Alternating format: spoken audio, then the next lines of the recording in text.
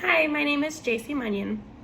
I'm going to tell you a couple of the dispositions that I feel that I have as a successful teacher, and one of the dispositions that I feel I still need to work on, and also what I feel a professional educator looks and acts like.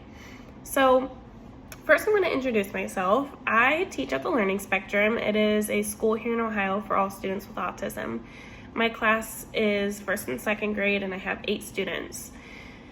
So one of the dispositions that I have that makes me a successful teacher as a teacher of students with autism is advocacy. I am constantly advocating for my students.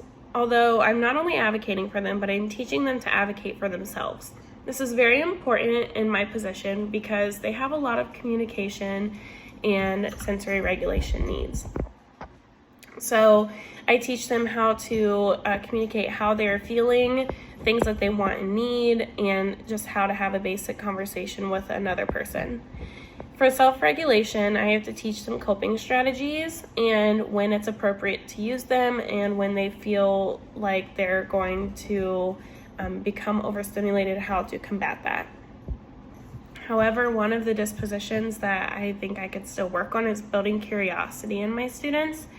This one is difficult for me because I get so wrapped up in the academics and the behaviors and tracking data that I tend to forget to leave room for pulling out that critical thinking skill of the students.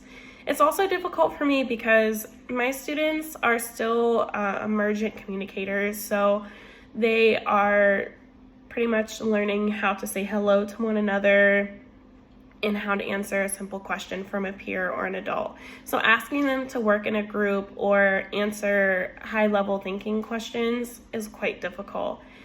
It's just a challenge that comes with this position, and I am willing to work on it and dig deeper and find ways to build their curiosity with their communication needs hand in hand. To me, a professional educator looks put together, appropriate, and easy to approach. They are respectful, responsible, and polite, and this is not just within the classroom, but also outside of the classroom. So they are participating in their community, they are getting involved, and setting a good example for everybody. Here in Ohio, the standards that we follow for teaching is the Ohio Standards for the Teaching Profession.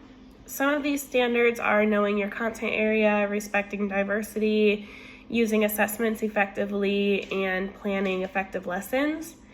Overall, I believe that the Ohio Standards for Teaching reflects very similar standards as the Code of Ethics and the dispositions that we have been learning about.